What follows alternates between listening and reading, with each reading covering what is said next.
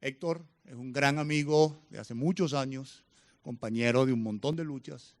Tiene su pregrado en la Universidad de los Andes en Mérida, Venezuela, su maestría en el Instituto Venezolano de Investigaciones Científicas de Venezuela y su doctorado en la Universidad Central de Venezuela.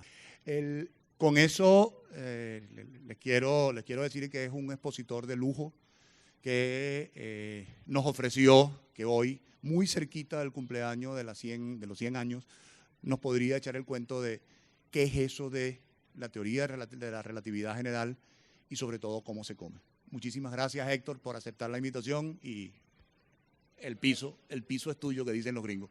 Muchas gracias, Luis. Muchas gracias a todos los invitados. Primero, un mensaje de nuestros patrocinadores. La Casa del Libro Total.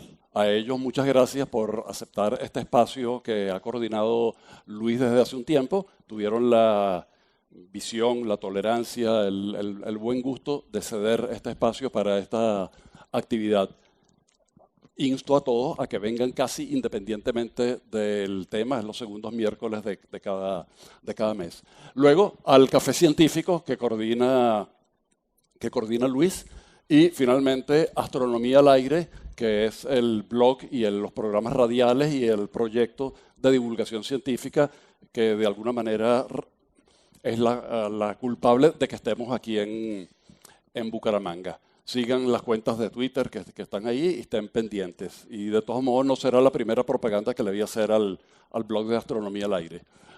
Bien, hoy vamos a hablar de un tema muy atractivo, porque la gravedad es una fuerza atractiva.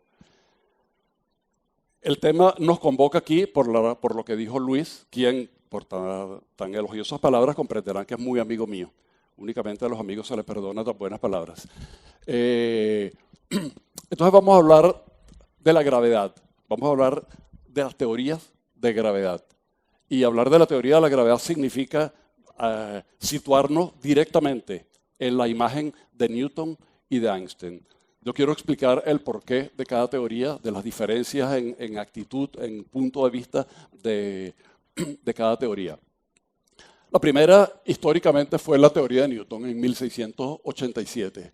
Newton concibió, cuenta la leyenda, tal vez apócrifa, que una manzana le cayó en la cabeza, estaba en el interior de Inglaterra, y meditando, imaginó que la caída de la manzana y la caída de la luna tal vez obedecían a la misma fuerza. La manzana que cae y la luna que cae pero que no termina de caer, porque la luna es atraída, fue lo que pensó Newton, por la Tierra, pero también quiere irse por inercia. Si la Tierra no estuviera, la luna se va. Si la luna no quiere irse y está la Tierra únicamente, la luna cae. Si yo lanzo esta manzana horizontalmente, va a caer. Si la lanzo mucho más duro, va a caer pero mucho más lejos. Es probable que la lance con una velocidad suficientemente larga como para que la curvatura de la Tierra, que no es plana, compense la caída de la manzana, y el dibujo lo hizo Newton en su famoso libro Los Principios, y la manzana simplemente va a seguir cayendo todo el tiempo, yéndose todo el tiempo, va a orbitar la Tierra y me va a llegar a mí por el lado contrario.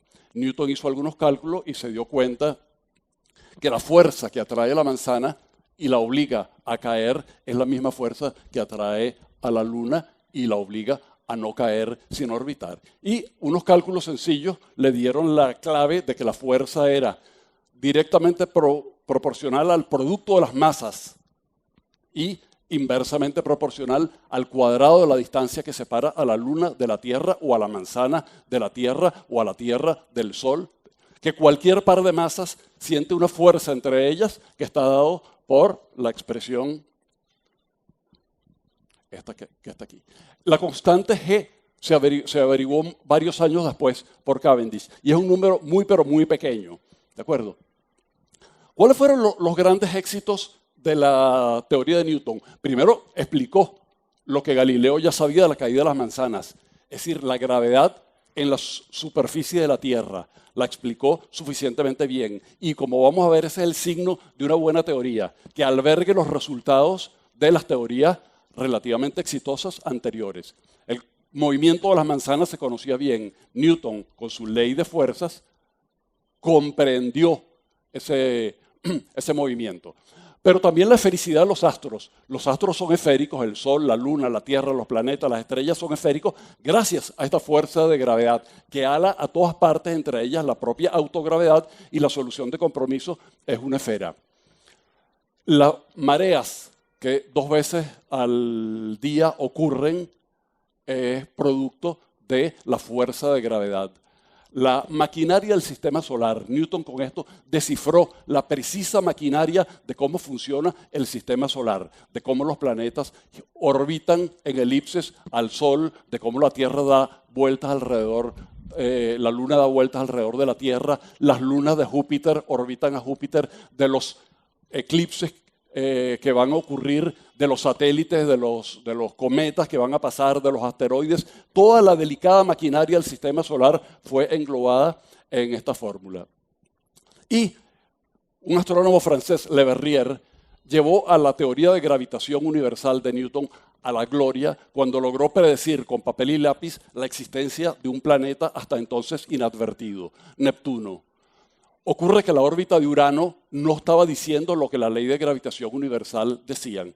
La gente, en lugar de votar la ley de gravitación universal, porque no se ajustaba a la órbita de Urano, dijo, tal vez, razonó Le Verrier, hay un planeta que no hemos descubierto que está afectando a Urano y lo está afectando de acuerdo con la ley de gravitación.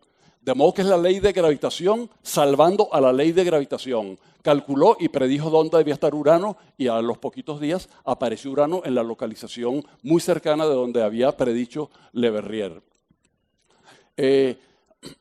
El éxito de la teoría newtoniana de no requerir el cálculo de la fuerza entre cualquier par de masas, sino todo absolutamente par de masas, desde que el mundo es mundo, desde que nació el universo, en cualquier lugar que se hallan, sienten una fuerza gravitacional dado por esto, tuvo un impacto muy fuerte. Primero que es una economía, pero tremenda.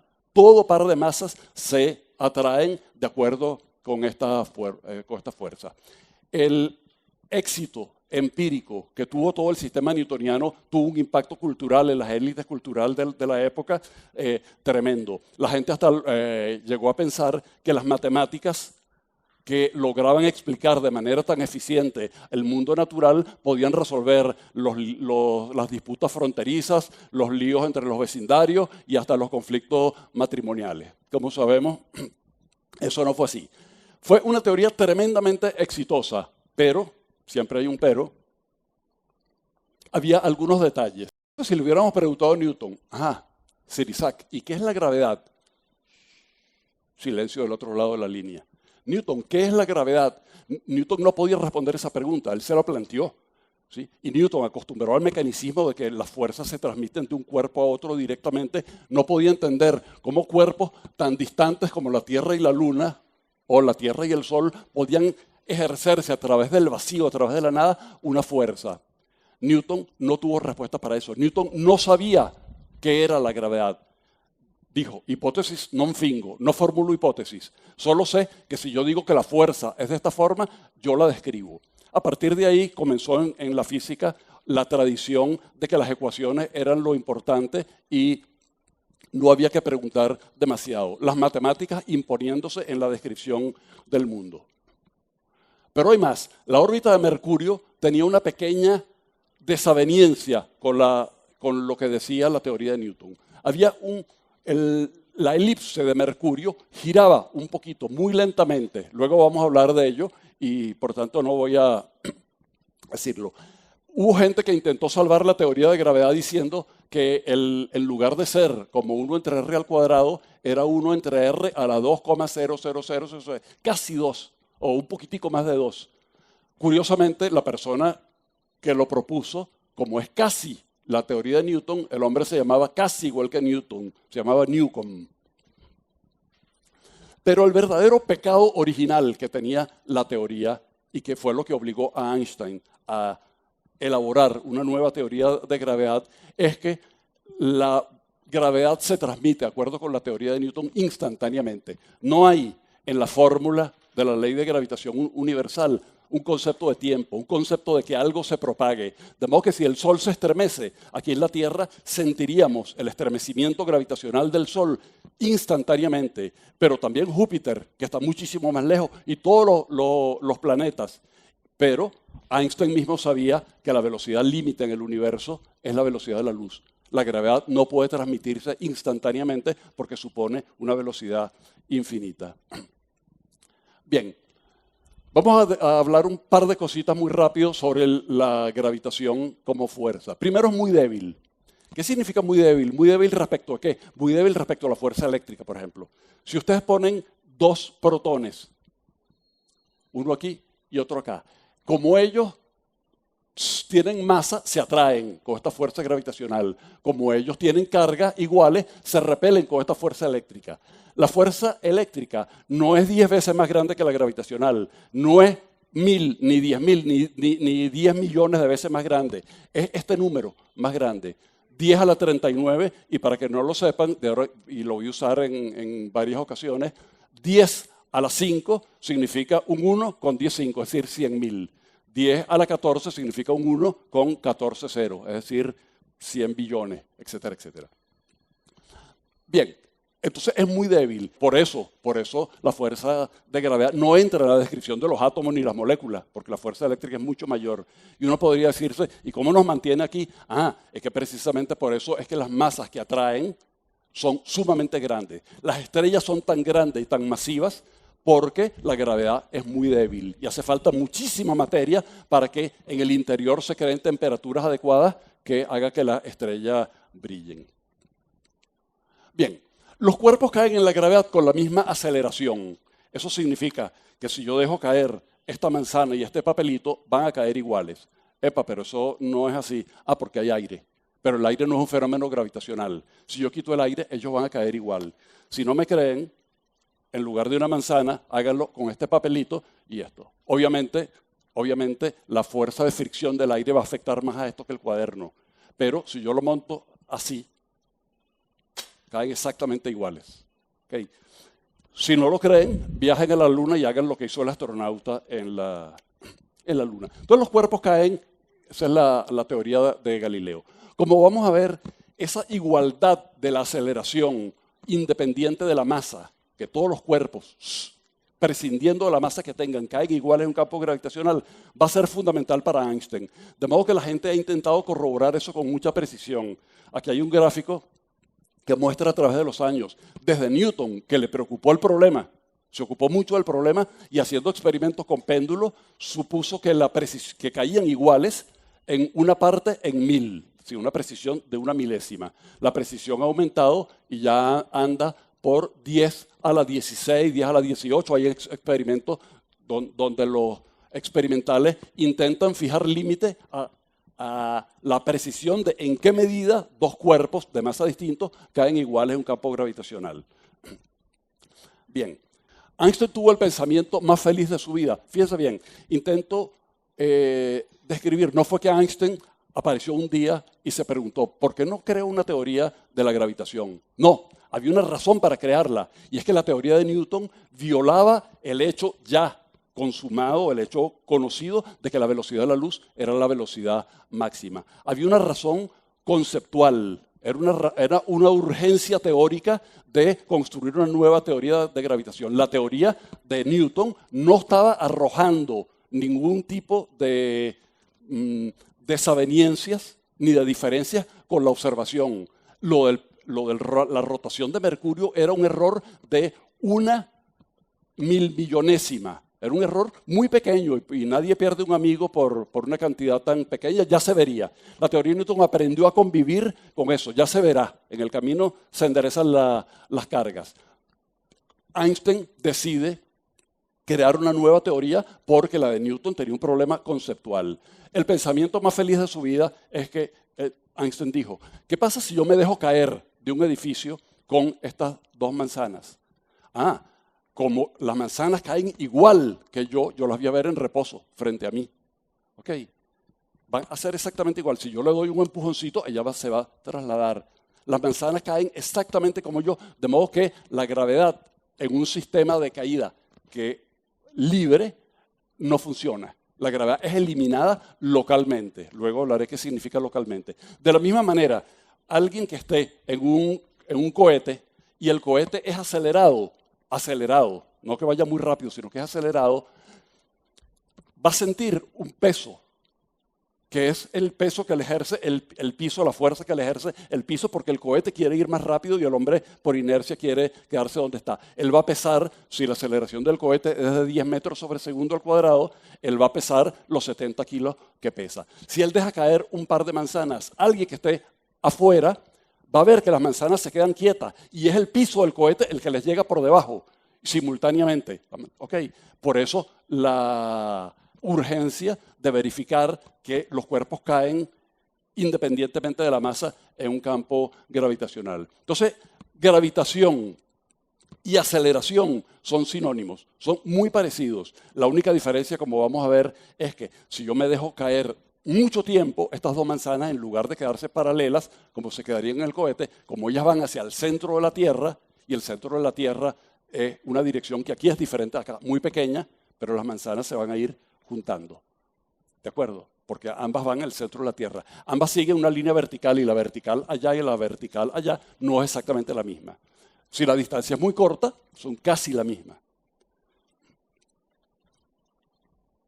Bien, entonces Einstein crea su teoría en 1915. En noviembre de 1915 publica su famosa ecuación, esta que está aquí. Voy a intentar explicarle cuál es la actitud que tiene la relatividad general. El lado izquierdo es la geometría. Einstein interpretó la gravitación como un fenómeno geométrico. ¿Qué significa geométrico? Que es el espacio cerca de las masas gravitantes, cerca de los cuerpos, deforma el cuerpo, deforma la geometría, que deja de ser euclidiana, el teorema de Pitágoras y todos los resultados de la geometría euclidiana, para ser una geometría torcida, curva, no euclidiana. Y el ritmo de los relojes se altera. Einstein sabía que el espacio y el tiempo están interconectados, entonces hablaba de que la gravitación es un fenómeno de la curvatura del espacio-tiempo. Pero eso lo que quiere decir es que el espacio no es el euclidiano y el tiempo funciona a ritmos diferentes en campos gravitacionales diferentes. Antes de Einstein, el espacio y el tiempo eran absolutos. ¿Qué quiere decir eso? Que el tiempo funcionaba con un reloj, como si hubiera un gigantesco Big Ben, el reloj de Londres, cósmico, que fijaba el tic-tac del universo. Y ese fluir del tiempo era el mismo para todos los observadores. Todo el mundo su reloj tenía que funcionar exactamente igual que el de ese reloj. Y el espacio era inmutable. El espacio no cambia absolutamente por nada. Si fuera una obra de teatro, el espacio y el tiempo son el escenario rígido, inexorable, incambiable, donde los campos y las partículas desarrollan su obra. Con Einstein, el espacio y el tiempo pasan a ser protagonistas de la obra.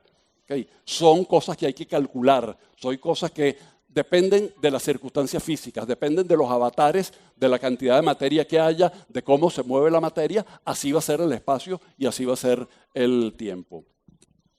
Las matemáticas eran complejas. Los físicos no estaban acostumbrados a las matemáticas que usó Einstein.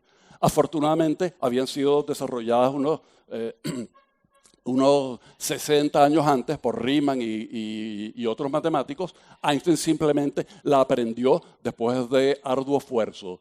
Y para que funcione cierto optimismo, los estudiantes lo aprenden en cursos de pregrado. Uno aprende a las matemáticas que utilizó Einstein para desarrollar su teoría, ya el conocimiento que tanto y tan arduo esfuerzo le costó a Einstein va permeando y mayor número de gente lo va aprendiendo. Durante mucho tiempo la relatividad fue el paraíso de los teóricos. Simplemente no había pruebas experimentales, no se sabía nada y los teóricos hacían, a pesar de que no mucho, porque esa era la época de la física cuántica y la corriente principal de la física fue la física cuántica. Luego, en los años 60, la tecnología se desarrolló lo suficiente como para que los efectos relativistas fueran notables. Fue el infierno de los experimentales y actualmente, como vamos a ver, es la época de la intercolaboración entre la teoría y el experimento. Bien, una teoría arriesga. Una teoría es una apuesta que hace el que la formula contra la realidad. Yo apuesto que mi teoría dice esto. La teoría predice. La teoría arriesga y dice, la realidad funciona así y eso hay que corroborarlo. Hace predicciones y esas predicciones necesitan ser verificadas y tal vez la realidad las refute, en cuyo caso la teoría deja de ser válida, independientemente si quien la formuló es muy poderoso, muy simpático, muy... Okay. El criterio último es la verificación contra la teoría. Einstein decía, si mis teorías resultan válidas, los alemanes dirán que yo soy alemán y los franceses dirán que soy universal. Pero si resultan falsas, los franceses dirán que yo soy alemán y los alemanes dirán que yo soy judío. Okay. Entonces hay que ver qué esas ecuaciones de Einstein, ¿qué estaban diciendo sobre la realidad?